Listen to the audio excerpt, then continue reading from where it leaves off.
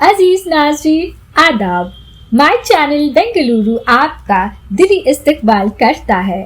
آج کی ویڈیو میں آپ کے لیے پیش ہے بنگلورو میں سبیل الرشد میں منعقد کی گئی بزم تحفیم شریعت کی تیسری اور آخری قسط۔ اجلاس کی ابتدا جناب سلیمان خان صاحب، سیکریٹری آل انڈیا ملی کونسل نے ڈائس پر تشریف فرما مہمانان خصوصی کے تعارف سے کیے۔ پھر حضور صلی اللہ علیہ وسلم کی خدمت میں نعت شریف پڑھی گئی۔ بعد ازاں آپ دیگر مقررین اجلاس کے زرعین خیالات سے مستفیض ہوں گے، جیسے مفتی افتخار احمد قاسمی، پریزیڈنٹ جمعیت العلماء کرناٹکا، مولانا مقصود عمران، خطیب و امام، سٹی جامعہ مسجد بنگلورو، ڈاکٹر کے رحمان خان، سابق وزیر، اور مولانا شبیر احمد ندوی صاحب۔ امیر شریعت کرناٹکا اور آل انڈیا مسلم پرسنل لا بورڈ کے ممبر مولانا صغیر احمد خان صاحب رشدی دامت برکتہم کی صدارت و نگرانی میں یہ نصف روزہ ورکشاپ تفہیم شریعت کے لیے دارالعلوم سبیل الرشد میں 4 فروری 2024 کو منعقد کی گئی۔ مولانا خالد سیف اللہ رحمانی صاحب دامت برکتہم صدر آل انڈیا مسلم پرسنل لا بورڈ اور مفتی عمر عابدین سیکریٹری شعبہ تحفظ شریعت آل انڈیا ملی کونسل مہمان خصوصی رہے۔ ان کے علاوہ مولانا مصطفیٰ رفاعی صاحب ممبر آل انڈیا مسلم پرسنل لا بورڈ، جناب آسم سیٹھ ممبر آل انڈیا مسلم پرسنل لا بورڈ، جناب محمد محسن IAS اور دیگر نامور وکلاء، ڈاکٹرز، انجینئرز اور تعلیم یافتہ حضرات و خواتین بھی شریک محفل رہے۔ قوم و ملت کے ان اہم رہنماؤں کے زرعین خیالات کو جاننے کے لیے ویڈیو کو آخر تک ضرور دیکھیے۔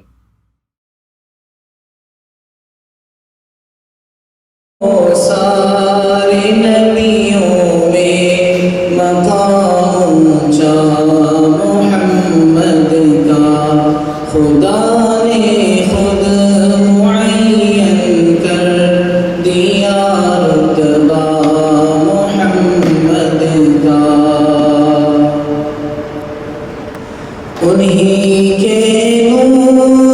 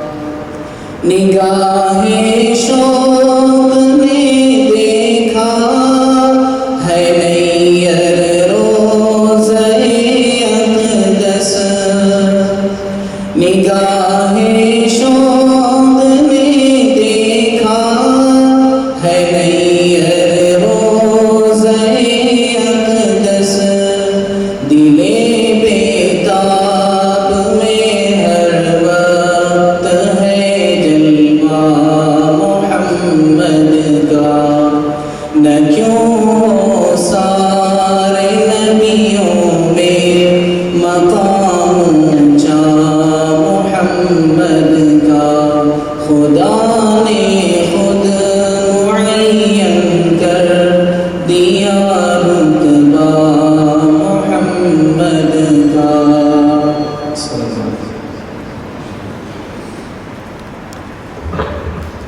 انشاءاللہ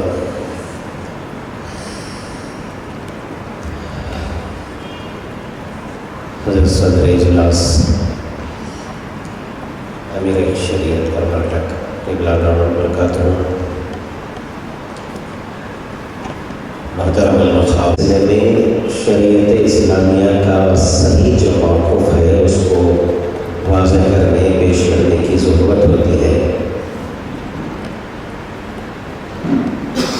آل India Muslim personal law board کے صدر محترم ہم سب کے محترم و مکرم فقیہ العصر حضرت مولانا خالد سیف اللہ رحمانی صاحب دعوت برکاتہم تشریف لائے ہیں، جن کے لیے ہم مشتاق تھے.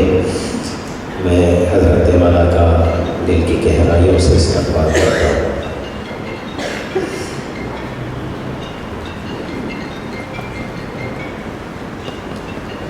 اس ضرورت کو محسوس کرتے ہوئے all India Muslim personal law board نے تفہیم شریعت کی تحریک چلائی، خاص طور پر وکلاء کو ان چیزوں کی وضاحت کے لیے اور خواتین کے درمیان بھی ان کے حقوق کے سلسلے میں اور دوسرے مسائل کے تعلق سے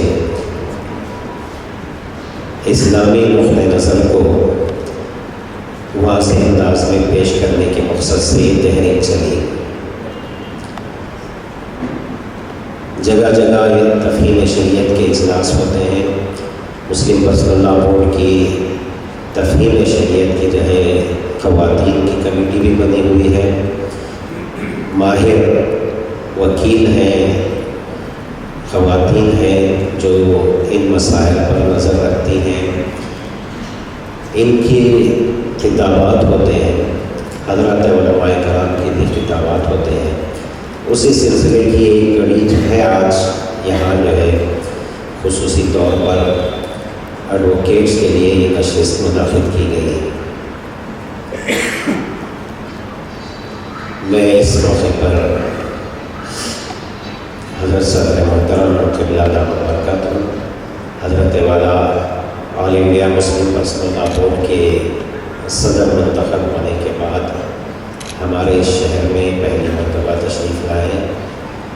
اس سے خبر حضرت والا کے کئی مرتبہ الحمدللہ تشریف لا چکے ہیں، لیکن اس منصب پر فائز ہونے کے بعد جو یقیناً جو ہے حضرت کا حق تھا، ہم سب کے لیے چونکہ یہ فخر کی بات تھی، خوشی کی بات تھی. حضرت امیر شریعت قبلہ دامن برکاتہم کی دعوت پر حضرت والا یہاں تشریف لائے ہیں. میں حضرت امیر شریعت قبلہ دامن برکاتہم کی طرف سے all India Muslim personal law board ریاست کرناٹک کے تمام اراکین کی طرف سے، شہر کے تمام ملی تنظیموں اداروں کی طرف سے، سبھی مسلمانوں کی طرف سے آج کے اس اجلاس میں حضرت والا قبلہ دامن برکاتہم کا دل کی گہرائیوں سے استقبال کرتا ہوں.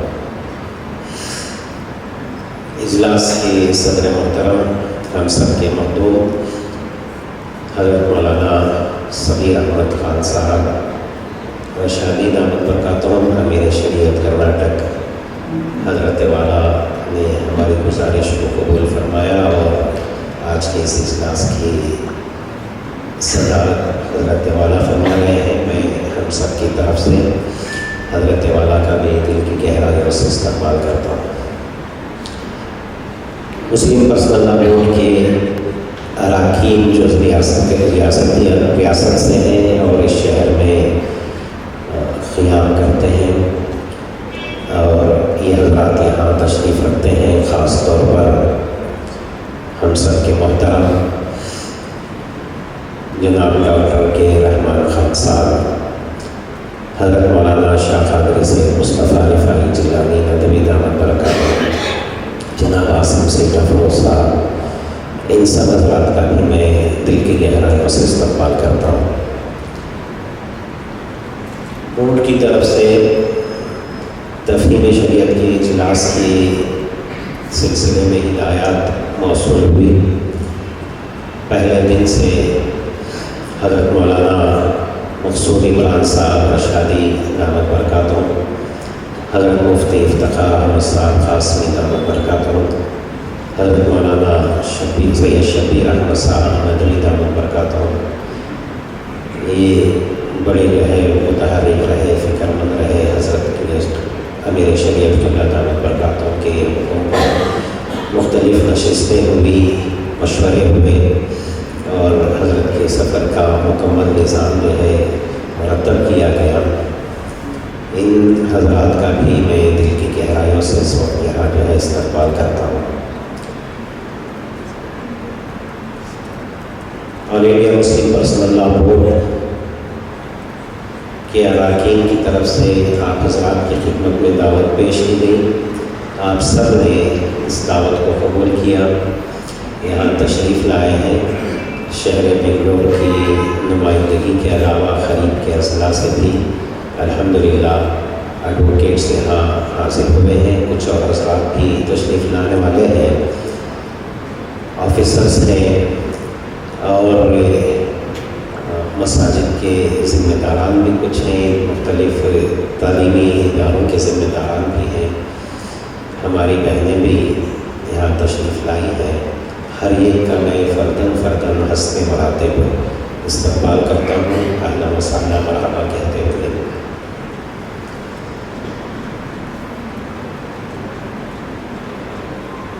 استقبال کی اس فریضے کو ادا کرنے کے بعد میں بڑے ادب کے ساتھ حضرت مولانا مفتی افتخار احمد قاسمی صاحب دامت برکاتہ صدر جمعیت علماء کرناٹک سے گزارش کرتا ہوں کہ حضرت والا اپنے تاثراتی خطاب سے ہم سب کو نوازیں۔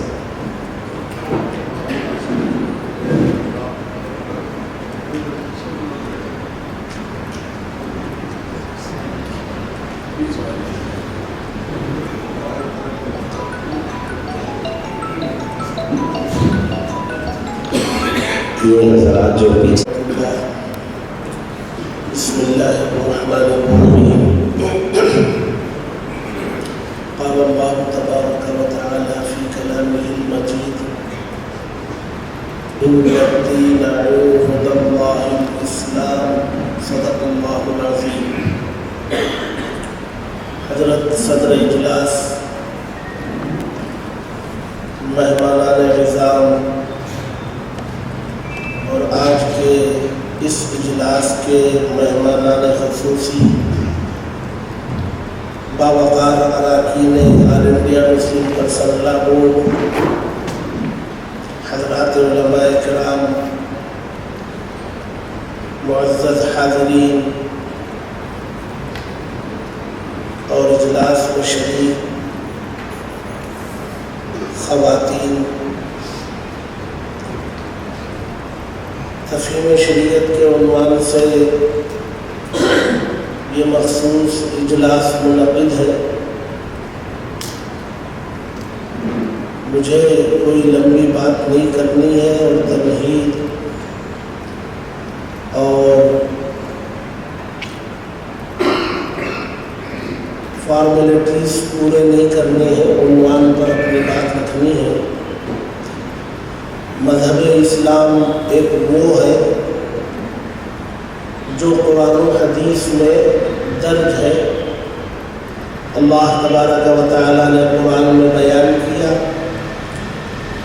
اور اللہ کے نبی آخری نبی صلی اللہ علیہ وسلم نے ان احکامات کی، ان آیات کی تشریح کی احادیث میں موجود ہے،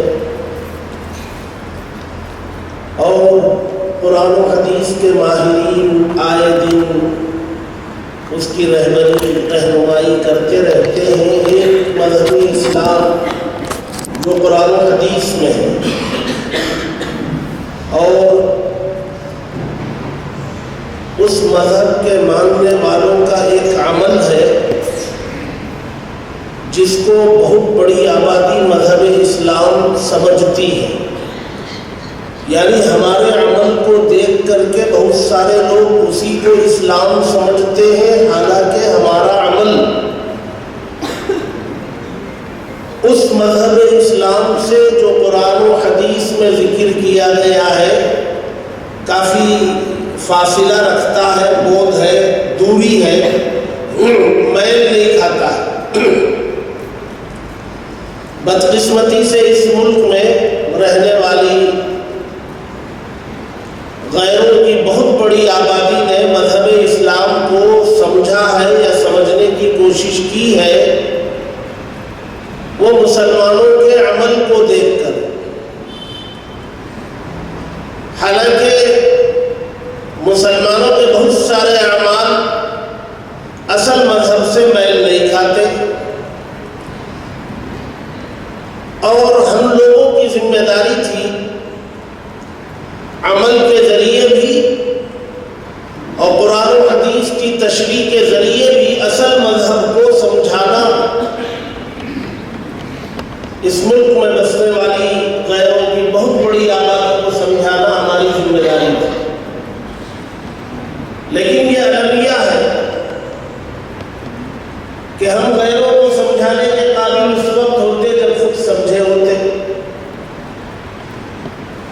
ہم نے اپنے مذہب کو بہت کم فیصد ہوگا، گراف ہوگا، جنہوں نے مذہب کو قرآن و حدیث سے سمجھنے کی اور اس کے ماہر اساتذہ کے پاس بیٹھ کر کے سمجھنے کی کوشش کی ہوگی. بہت کم اس کا گراف ہے. ہم لوگوں میں سے بھی بڑی تعداد ان لوگوں کی ہے جو اپنے بڑوں کو، باپ داداؤں کو گھروں میں رائج رسوم و رواج کے ذریعے اسلام کو سمجھنے کی کوشش کی ہے، اور اسی کو اسلام مان کر ہم لوگ چل رہے ہیں.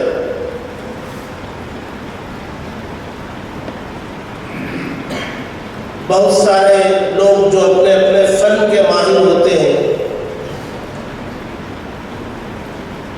کسی میدان کے ماہر ہو،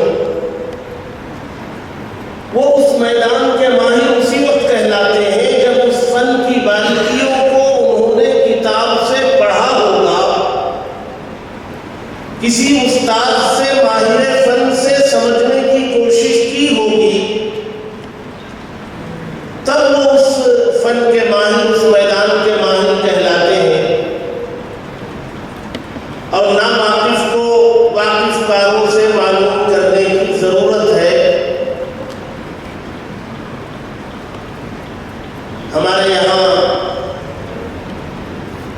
وضو کا جو طریقہ ہے، نماز کا جو طریقہ ہے، ہم میں سے بہت بڑی تعداد وہ بڑوں کے وضو کو دیکھ کر وضو سیکھ لیا، کسی استاد کے پاس بیٹھ کر اور کسی جاننے والے کے پاس بیٹھ کر کے وضو کہاں سے شروع ہوتا ہے، گھٹوں تک ہاتھ دھونے کی شکل کیا ہے، مسح کی شکل کیا ہے، مسح میں کانوں کے مسح کی شکل کیا ہے، گردن کے مسح کی شکل کیا ہے، انگلیوں میں خلال کیسے کیا جاتا ہے. یہ شاید ہم میں سے بہت بڑی تعداد نے ماہر کے پاس بیٹھ کے نہیں سیکھا.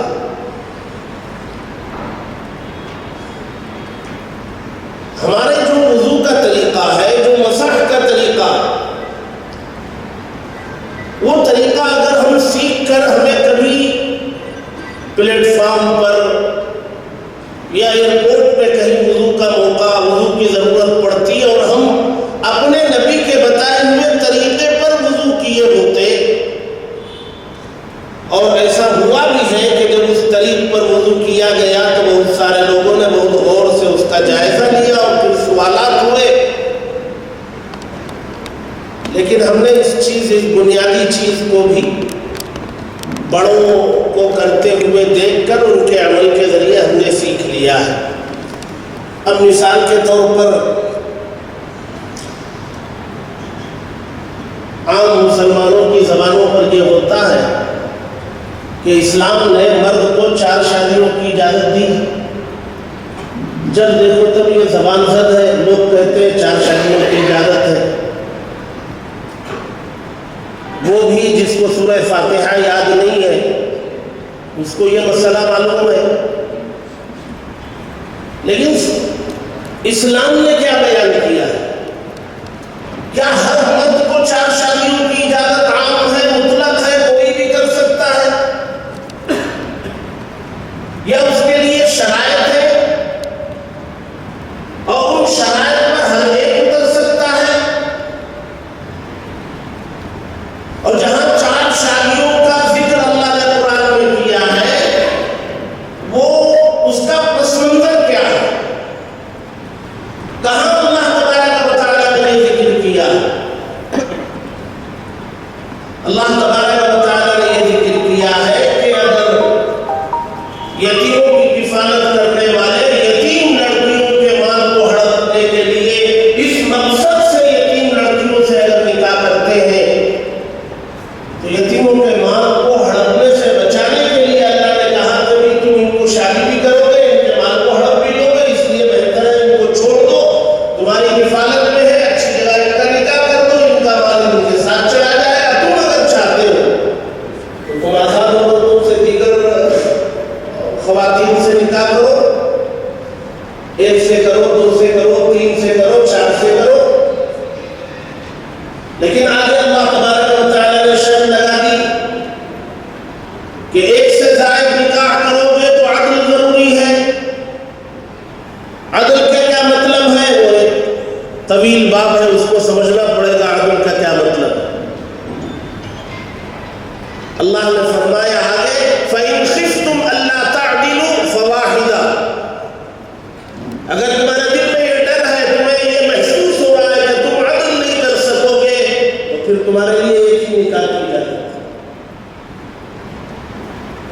اور ہم زبان سے بول بول بول بول بول بول کر کے یہ افواہ کھڑا کر دیا کہ اسلام میں 4 کی اجازت ہے. نکاح کو ختم کرنے کا جو کنسپٹ اسلام نے دیا ہے، طلاق ہو یا خلا ہو، جو بھی طریقہ ہو، اتنا شاندار اور اتنا نیچرل قدرتی طریقہ ہے. وہ مذہب اسلام قرآن میں موجود ہے، حدیث میں موجود ہے. اور مسلمانوں میں نکاح کے ختم کرنے کا عمل کیا ہے؟ طلاق طلاق طلاق. یہ طریقہ تو مذہب اسلام نے بیان نہیں کیا، یہ کتابوں میں قرآن و حدیث میں بیان کردہ شکل تو نہیں ہے. اب اس مذہب میں بسنے والی بڑی آبادی نے اسی کو اسلام سمجھ لیا، اور ہمارے اس غلط عمل کے نتیجے میں لوگوں نے جو سمجھا اس کو ظلم مانا، اور ظلم مان کر کے اتنی بڑی مسلم آبادی کے بیچ میں قرآن اور حدیث کے اس قانون کو انہوں نے پارلیمنٹ میں بدلا. ذمہ دار کون؟ ذمہ دار وہ طلاق کا طریقہ نہیں ہے، ذمہ دار اس کے غلط استعمال کرنے والے وہ مسلمان ہیں جنہوں نے اس کا غلط استعمال کیا. اس لیے ہمیں شریعت کو بھی سیکھنے کی، سمجھنے کی ضرورت ہے. بہت سارے مقدمات کورٹوں میں آتے ہیں اور بہت سارے مقدمات مسلمانوں کے لڑنے والے انقلابی مسلمان ہوتے ہیں. تو جو مقدمہ آیا ہوا ہے اس مقدمے سے متعلق اسلام نے کیا رہبری کی ہے؟ اسلام نے رہبری کی ہے جی وَلَا تَكُنْ لِلْخَائِنِينَ خَصِيمًا. قرآن مجید میں اللہ تبارک و تعالیٰ نے ذکر کیا ہے لِتَحْكُمَ بَيْنَ النَّاسِ بِمَا أَرَاكَ اللَّهُ وَلَا تَكُنْ لِلْخَائِنِينَ خَصِيمًا. یعنی جس کے ہم وکیل بنے ہوئے ہیں وہ اگر غلط پر ہے، جانتے ہیں تب بھی اس کی طرفداری کریں گے، اسلام نے اس کی اجازت نہیں دی. تو بہرحال ہمیں اسلام کو سمجھنے کی ضرورت ہے. ہم آخری نبی کے آخری امتی ہیں. آخری نبی کو جو دین و شریعت اللہ نے دے کر کے بھیجا، اس دین و شریعت کو قیامت تک पहुंचाने की जिम्मेदारी हमारे सरों पर है। अल्लाह ونصلي على رسوله الكريم أما بعد فأعوذ بالله من الشيطان الرجيم بسم الله الرحمن الرحيم إن الله لا يغير ما بقوم حتى يغيروا ما بأنفسهم صدق الله مولانا العظيم۔ ہم سب کے مخدوم مکرم آل انڈیا مسلم پرسنل لا بورڈ کے صدر حضرت مولانا خالد سیف اللہ صاحب رحمانی دامت برکاتہ محمد فیوزہم، ریاست کرناٹک کے اور ہم سب کے مخدوم مکرم اور ہمارے استاذ گرامی امیر شریعت کرناٹک دامت برکاتہ محمد فیوزہم، حضرات علماء کرام اور معزز بہت ہی قوم کے دانشوران ملت، کیونکہ اس وقت نہ تو مجھے تقریر کرنا ہے نہ مجھے خطاب کرنا ہے، حضرت کا حکم ہوا ہے، اس لیے کچھ باتیں آپ کی خدمت میں رکھنا چاہوں۔ یہ بات تو اٹل ہے کہ اسلام میں شریعت میں کسی بھی طرح کی تبدیلی نہیں ہوگی۔ اللہ رب ذوالجلال نے جو ہمارے لیے شریعت عطا فرمائی ہے وہ کامل و مکمل ہے۔ الیوم اکملت لکم دینکم واتممت علیکم نعمتی ورضیت لکم الاسلام دینا، اور یہ بھی طے ہے کہ لا تبدیل لکلمات اللہ ذالک الدین القیم ولکن اکثر الناس لا یعلمون۔ لیکن بعض احباب شریعت مطہرہ میں جو مسائل ہیں ان مسائل کو غلط ڈھنگ سے لے لیتے ہیں،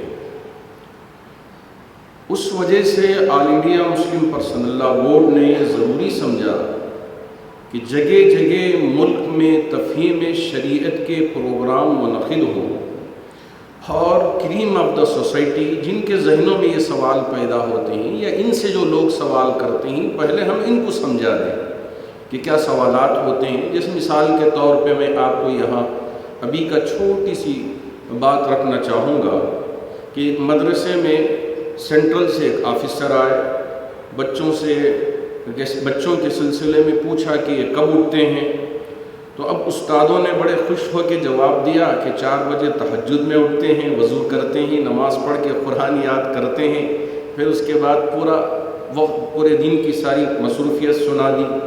تو اب اس نے ٹویٹ کیا کہ یہ جلاد اساتذہ ہیں جو صبح میں بچوں کی نیند پوری ہونے نہیں دیتے۔ غلط سوچ ہے۔ ابھی یہاں طلباء کی تربیت ہوتی ہے اور اسے ایک دوسرے ڈھنگ سے پیش، تو ایسے ہی جو شریعت مطہرہ کے جو قوانین ہیں تو ان کو غلط ڈھنگ سے پیش کر کے اسلام کی شبیہ کو بگاڑنے کی دشمن پوری کوشش کر رہا ہے۔ تو یہاں ہمارے یہ اکابر علماء کرام اس بات کی کوشش کر رہے ہیں کہ خاص طور پر وکیلوں کے سامنے بہت سارے مقدمات آتے ہیں، اگر وہ کسی غلط ڈھنگ سے پیش کر دیں، اپنی بات کو رکھ دیں تو مسئلہ کہیں سے کہیں نہ چلے جائے، اسلام پر انگلی نہ اڑ جائے۔ تو اس وجہ سے یہ تفہیم شریعت کا پروگرام منعقد کیا گیا ہے۔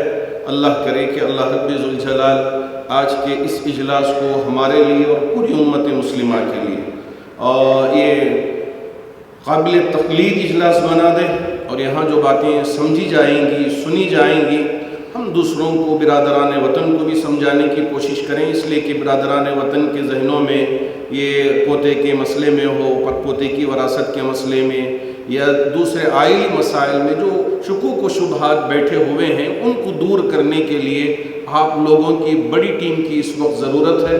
اللہ کرے کہ اللہ مجھے بھی بات سمجھنے اور آپ میں سے ہر ایک کو بھی بات سمجھنے کی طاقت و توفیق عطا فرمائے۔ آمین وآخر دعوانا الحمدللہ رب العالمین۔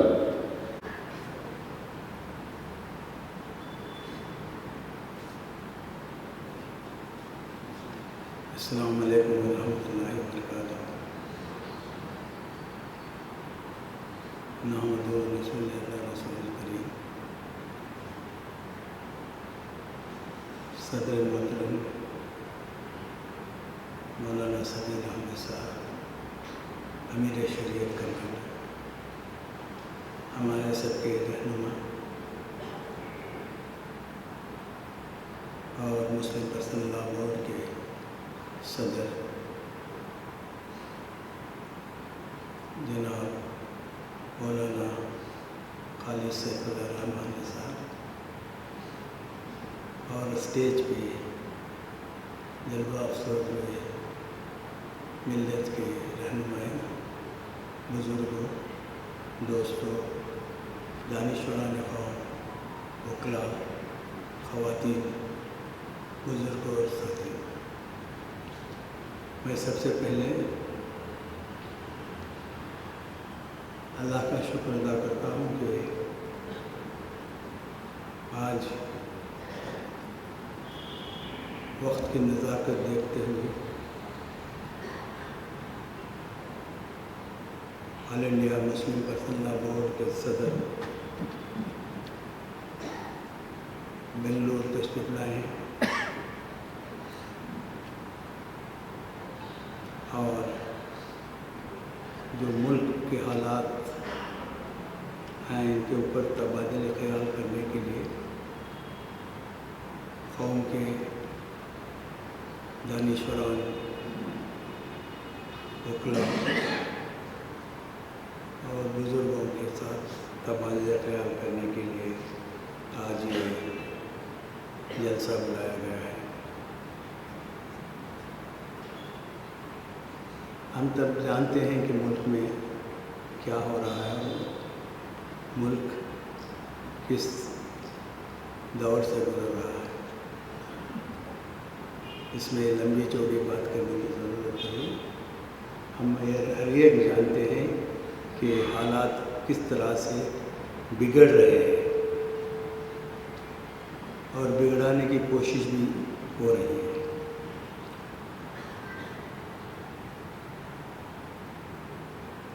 इलेक्शन का माहौल है, 2-3 महीनों में इलेक्शन आएगा। इसको लेकर भी मुल्क में एक तरह का खौफ और डर पैदा किया जाए और ये भी एक मंशा मुल्क के जो पार्टियां हमारे खिलाफ हैं वो करने में तुले हुए हैं। ऐसे वक्त में हिंदुस्तान के मुसलमानों के ऊपर एक आजमाइश का दौर है। हमने लगभग बाबरी मस्जिद की लड़ाई 30 साल से ज़्यादा लड़ी।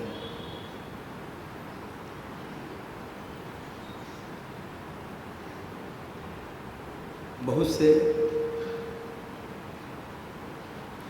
मुश्किलात से पेश हुआ और आखिरी में क़ानून की लड़ाई ही एक सही तरीक़ा है और क़ानून की लड़ाई ही लड़ना चाहिए। हमारे मसाइल का हल है।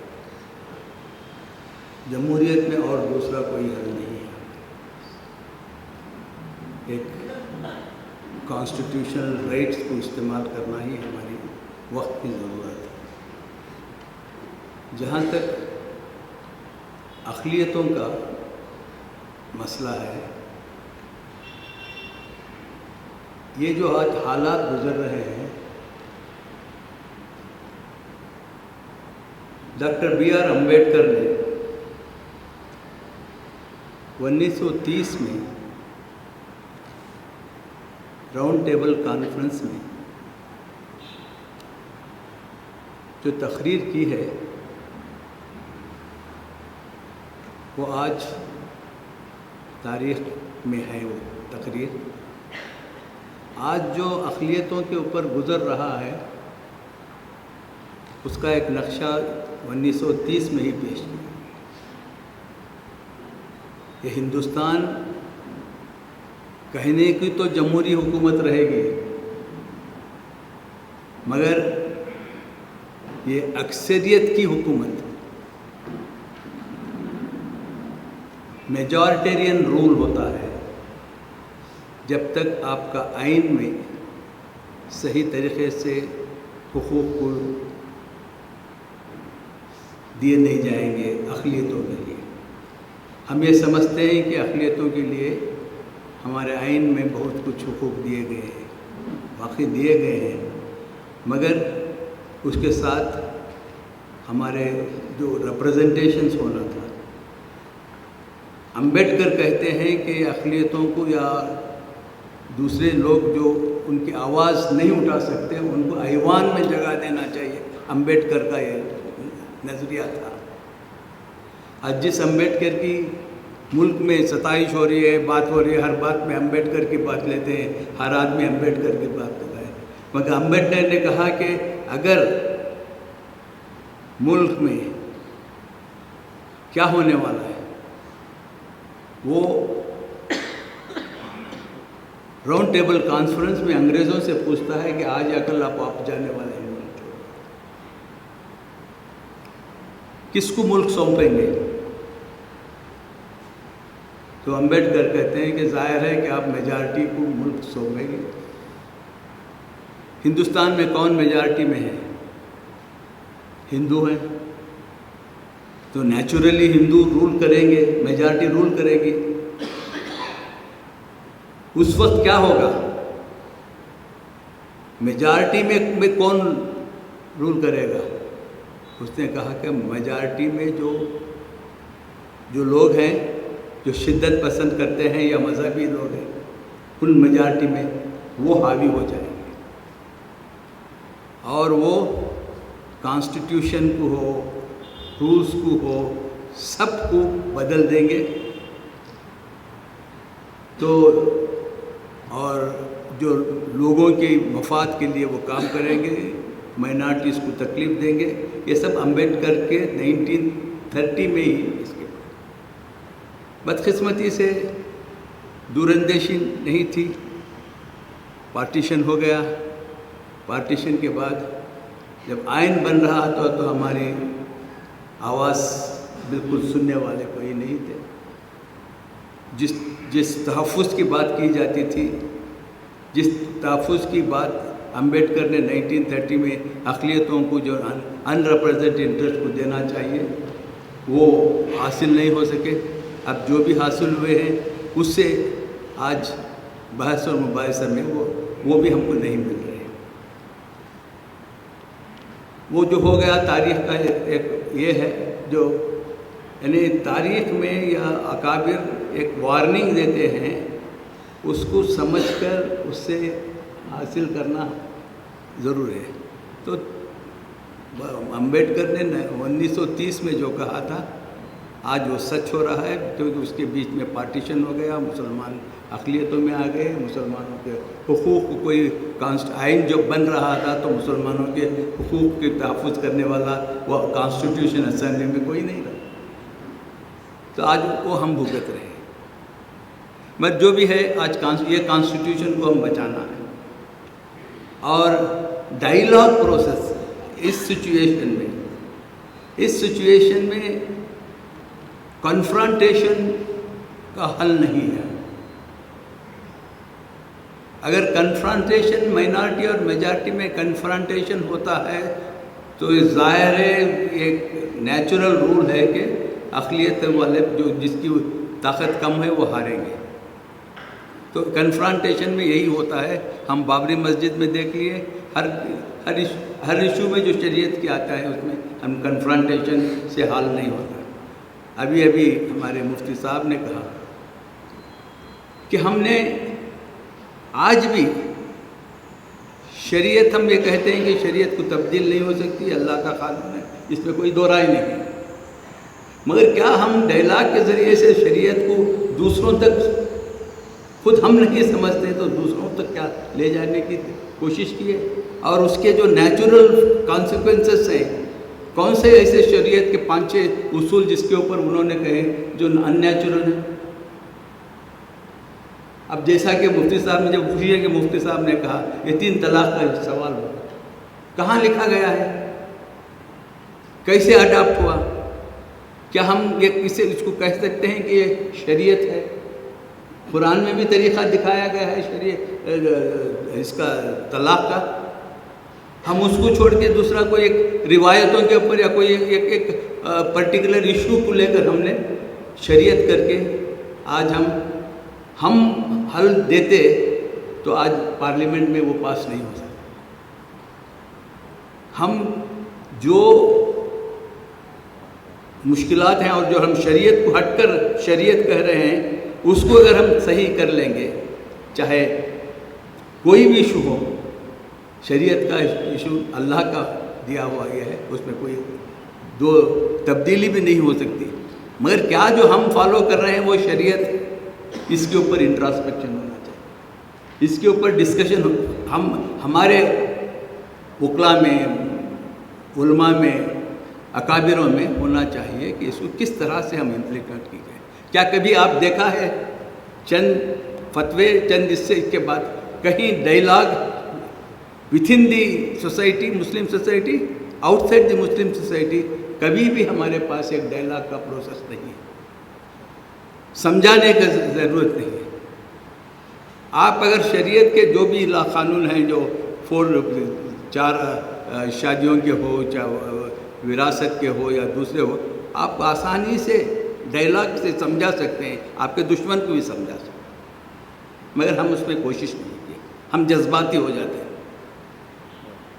دوسری چیز دیکھیے، ان کی پریپریشن جو ہے یہ فورسز کی برسوں سے چل رہی ہے. آج ہم یہ مساجد کے جھگڑے جو ہو رہے ہیں، اس میں ہندو مندر تھے، یہاں ہو گئے، یہ کم سے کم ان کے 50 سے 60 سال پہلے ان کی پریپریشن چل رہی ہے. آپ تمام کو یاد ہوگا کہ ایک RSS کا آدمی، میں نام بھول رہا ہوں، اس نے بک پبلش کی ہے لگ بھگ 50-60 سال پہلے کی بات. اس میں اس نے ہر جو بھی آج جو مسجدوں کو، ہمارے درگاہوں کو، جو ہمارے یہ بول رہے ہیں ہم یہاں یہ ہندو مندر تھا، یہ سب تھا، اس کا ڈیٹیل انہوں نے 50 سال 60 سال پہلے ہی پریپیئر کیا ہے. تاجک کا بھی اس میں، ہر مساجد کا اس میں ہے. اس طرح سے پہلے انہوں نے کتاب پبلش کی، تب ہم آنکھ نہیں کھولے. اگر یہ کیا ایک سٹوری ہے، اس وقت ہو سکتا ہے کوئی ایک نادان لکھا ہے، اس کے اوپر ہم ریسرچ نہیں کیے. ہمارے پاس ریسرچ، قانون میں ریسرچ ہوتا ہے، ہر چیز میں ریسرچ ہوتا ہے. ہمارے مسائل میں بھی حل کرنے کا طریقہ ڈھونڈنا چاہیے، ہم پہلے بعد دو ہے. تو یہ ہمارے میں کہیں کمی ہے. وقت آ گیا ہے کہ ہم اس کے اوپر غور کریں اور ہم اس کو تحمل سے، بغیر جذبات پہ آ کے، یہ جو ایشوز آ رہے ہیں ایک کے بعد ایک، آج گیان واپی کا ہوتا ہے، کل متھرا کا ہوگا، پرسوں اور ہوگا. دیکھیے بیٹھے بیٹھے سرینگ پٹن کی مسجد میں شروع کریں گے.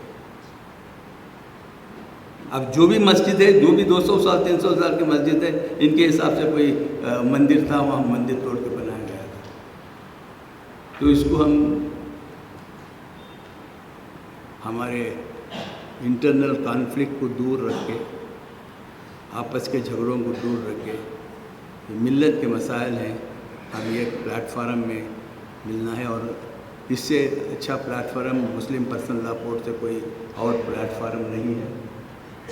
اور خوشی ہے کہ مسلم پرسنل لا بورڈ کو کریڈیبلٹی ہے، سارے دنیا میں اس کی کریڈیبلٹی ہے. اس کے خیالات کو، ان کے بیانات کو عزت کی نظر سے دیکھتے ہیں. تو ہم مسلم پرسنل لا بورڈ کی کوششوں کو مضبوط کریں، اور انشاءاللہ اگر ہم ایک ہو کے ہم صحیح رخ اختیار کریں گے تو کامیابی ہماری ہوگی. شکریہ. وسلام علی عباده الذین اصطفى. اما بعد، اعوذ باللہ من الشیطان الرجیم. بسم اللہ الرحمن الرحیم. یرفع اللہ الذین آمنوا منکم والذین اوتوا العلم درجات. صدق اللہ العظیم.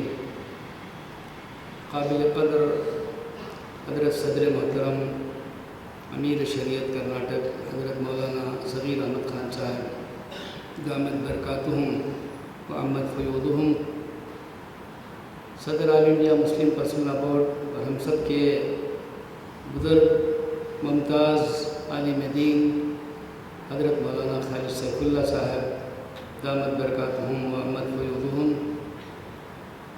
दीगर स्टेज पर तशरीफ़ फरमा सभी अकाबिर उलमा व दानिश्वरान और स्टेज के नीचे ऑफ द स्टेज बैठे हुए सभी ज़िम्मेदारान, दानिश्वरान, उलमा इकराम, मुअज़्ज़ज़ ख़वातीन, यकीनन अहले बेंगलोर के लिए और सूबे कर्नाटक के लिए आज का ये मौका और आज का ये दिन बड़ी खुशी और मसरत का है कि all India Muslim personal law board के सदर मोहतरम कदम रंजा फरमाए हैं और हजरत ने ही अपनी तरफ से ये भी फरमाया कि तफ़हीम शरीयत का भी प्रोग्राम होगा और ख़वातीन में भी प्रोग्राम होगा। हज़रत अमीर शरीयत दामत बरकातुहुम ने 2.5-3 महीने पहले हज़रत सदर मोहतरम से वक्त लिया था और बराबर फ़िक्रमंद थे कि ये इजलास अच्छी तरह भरपूर हो और जिन हजरात को आज के इस प्रोग्राम के लिए दावत दी गई है उन हजरात तक अच्छी तरह से दावत पहुंचाई जाए और कोशिश की जाए कि हमारे दानिश्वर हजरात बिलखुसूस वकला और अफसरान हजरात इनको मदऊ किया जाए ताकि तफ़हीम शरीयत का जो मामला है जिसके सिलसिले में अभी हज़रत मुफ्ती साहब ने, मौलाना मकसूद इमरान साहब ने और डॉक्टर रहमान खान साहब ने उसकी तरफ इशारे किए हैं, जिसकी कमी और कोताही और कमज़ोरी हमारे अंदर है उसको हम पहले नंबर पर समझने की कोशिश करें और दूसरों तक पहुंचाने की भी हम भरपूर कोशिश करें। मुझे इस ऊपर कोई लंबी बात तो नहीं करनी है, हम सब आए हैं हज़रत से सुनने के लिए और हम सब मुतमन्नी भी हैं कि हज़रत वाला जलवा फरोज़ तो हैं ही, इंशाअल्लाह हज़रत अपनी तकरीर से हम सबको मुस्तफ़ीद भी फरमाएँगे। लेकिन एक फ़िक्र की बात यही है कि अल्लाह ताला ने हमें इस मुल्क में भेजा है और इस मुल्क की आबादी, बड़ी आबादी वो 80-85% बरदरान वतन जो अभी इस्लाम कबूल नहीं की है, अल्लाह की ये मसलिहत है और अल्लाह ताला की तक़दीर का ये फ़ैसला है कि हम मुसलमानों को अक़लियत में रखकर बड़ी अक्सरियत वालों के साथ रहकर उन तक दीन और इस्लाम को और दीन और इस्लाम की तालीमात को पहुँचाया जाए। ये अल्लाह के फ़ैसले थे, तक़दीरी फ़ैसले थे। बदकिस्मती के हमने खुद इस दीन को, इस शरीयत को, अल्लाह की भेजी हुई इस कानून को हमने खुद पढ़ने समझने की कोशिश नहीं की जैसे करना चाहिए था। और हक़ तो ये था कि ये शरीयत जो सरासर रहमत है, सिर्फ मुसलमानों के लिए नहीं है, पूरी इंसानियत के लिए रहमत है। एक एक उसूल शरीयत का वो पूरी इंसानियत के लिए इसके अंदर खैर है, भलाई है, इसलिए कि शरीयत के बनाने वाले खालिक व मालिक उससे बेहतर कौन इंसानों के नफ्सियात को और इंसानों की ज़िंदगी के तकाज़ों और ज़रूरतों को पहचान सकता है। अल्लाह ही ने इंसानों को बनाया है और इंसानों की ज़रूरतों को भी अल्लाह ही ने पैदा किया है और अल्लाह ने इंसानों की ज़रूरतों को पूरा करने के तरीक़े भी बताए हैं। तो उस अल्लाह की शरीयत को हम पहचानते, उस पर अमल करते और इस रहमत वाली शरीयत को दूसरों तक पहुँचाते तो शायद वो भी बहुत आसानी से इस शरीयत को कबूल करते और दीन के करीब आ जाते और दीन पर अमल करने वाले बन जाते। जैसे अभी डॉक्टर साहब ने कहा कि हमने डायलॉग के ज़रिए उनको समझाने की कोशिश भी नहीं की, इसीलिए बहुत सारे गलतफहमियाँ खुद मुसलमानों के अंदर हैं, गैरों के अंदर तो हैं ही, खुद मुसलमानों के अंदर हैं। बहुत सारे हमारे जो दोस्त अहबाब पढ़े लिखे इंटेलेक्चुअल बहुत सारे ये सवाल करते हैं, इश्काल करते हैं कि इस्लाम में लड़की के लिए एक हिस्सा है, लड़के के लिए 2 हिस्से हैं, ये कहाँ की इंसाफ है? मुसलमान कहते हैं, हालांकि यकीन उनका शरीयत पर है, लेकिन इसके बाद दिल में उनके शक और डाउट होता है। हालांकि कभी समझने की उन्होंने कोशिश नहीं की, पहचानने की कोशिश नहीं की, सीखने की कोशिश नहीं की। अगर सही मानों में इस एक मसले को हम सीखते, विरासत के इनहेरिटेंस के इस एक मसले को सीखते, तो हमारे बहुत सारे शुकूक व शुबात ख़त्म हो जाते। हालांकि जैसे कहा जाता है कि शरीयत में औरतों के लिए ऐसी 12-14 जगह हैं जहाँ पर औरत ही को हिस्सा मिलता है, इनहेरिटेंस में हिस्सा औरत ही को मिलता है, उसमें मर्द को नहीं मिलता है। اور 10 جگہ ایسی ہیں جہاں مرد کو اور عورت کو دونوں کو ملتا ہے، اور 4 جگہ ایسی ہیں جہاں پر صرف مرد کو ملتا ہے، عورت کو نہیں ملتا۔ ان میں سے ایک وراثت کا، جب کسی کا انتقال ہوتا ہے باپ کا بیٹے کا، تو اس کو بیٹے کو 2 ملتے ہیں، بیٹی کو 1 ملتا ہے۔ جبکہ اور لڑکی کے لیے کئی مواقع ایسے ہیں، کئی اپورچونیٹیز ایسے ہیں جہاں مرد سے، لڑکے سے زیادہ اس کو حصہ ملتا ہے۔ ہمیں یہ معلوم ہی نہیں، ہم کو عام طور سے یہ بات کہی جاتی ہے، سمجھائی جاتی ہے، اور ہم لوگ اس بات کو سمجھ لیتے ہیں کہ وراثت میں لڑکی کو 1 حصہ ہے، لڑکے کو 2 حصے ہیں۔ یہ تھوڑا سا سمجھ میں آنے والی بات نہیں ہے۔ اسی طرح کے مسائل، سارے مسائل یہ اللہ نے اپنی کتاب میں بیان فرمائے ہیں۔ اللہ نے انسانوں کی نفسیات کو، اور انسانوں کی سائیکالوجی کو، ان کے نیڈس آف دی لائف کو سامنے رکھ کر بالکل نیچرل طریقے سے اللہ تعالیٰ نے یہ شریعت بنائی ہے۔ لہذا اس شریعت کو سمجھنے کی ہمیں ضرورت ہے، اس کو پڑھنے کی ضرورت ہے۔ ہم نے جو ہے اس سے دیکھ لیا، اس کو دیکھ لیا، اس پر عمل کر لیا، اس کو ہم نے دین سمجھ لیا ہے۔ دیکھا دیکھی کا نام دین نہیں ہے، دین سیکھا سیکھی کا نام ہے، سمجھنے کا نام ہے، پڑھنے کا نام ہے، پڑھ کر عمل کرنے کا نام ہے۔ اسی لیے ہمارے ان بزرگوں نے، بالخصوص حضرت امیر شریعت دامت برکاتہم نے، حضرت صدر محترم کا جب انتخاب ہوا ہے، جنرل سیکریٹری سے آپ بورڈ کے صدر بنے ہیں، اس وقت سے آپ کی یہ کوشش تھی کہ انڈرسٹینڈ شریعت کے نام پر، تفہیم شریعت کے نام پر ایک پروگرام ہو۔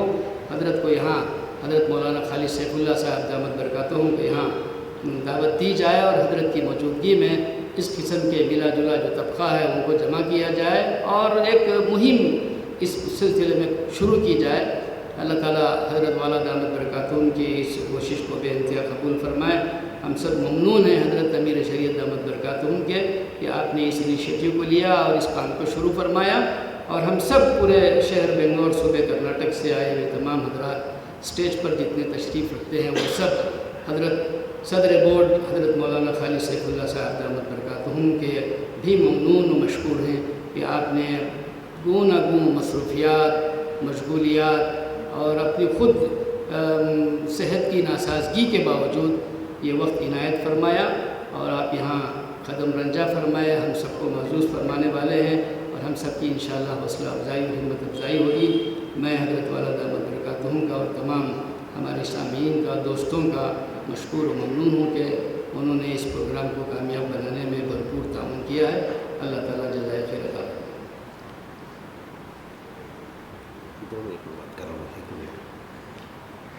جزاک اللہ مولانا۔ اب ہم آج کے اس اجلاس کے اصل مقصد کی طرف بڑھ رہے ہیں۔ حضرت مولانا شبیر احمد ندوی صاحب نے شریعت اسلامیہ کے ایک اہم مسئلے کی طرف اشارہ کیا جو میراث سے تعلق رکھتا ہے۔ انشاءاللہ اس مسئلے پر پوری تفصیل کے ساتھ بات ہمارے سامنے اس وقت آئے گی۔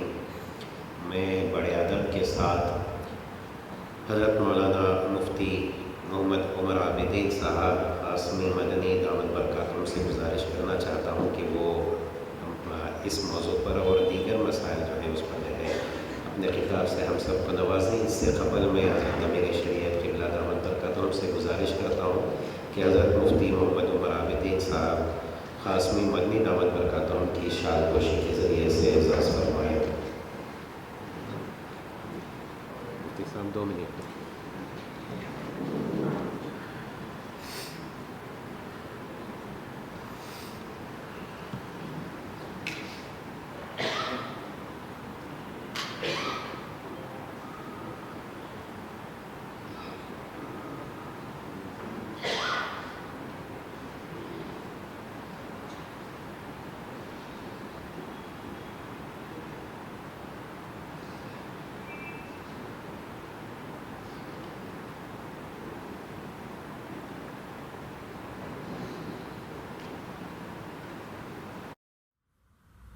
ناظرین، اگر آپ کو ہماری ویڈیو اچھی لگتی ہے تو اس ویڈیو کو لائک کریں، شیئر کریں اور مائی چینل بنگلورو کو سبسکرائب کرنا نہ بھولیں۔ تھینک یو، شکریہ۔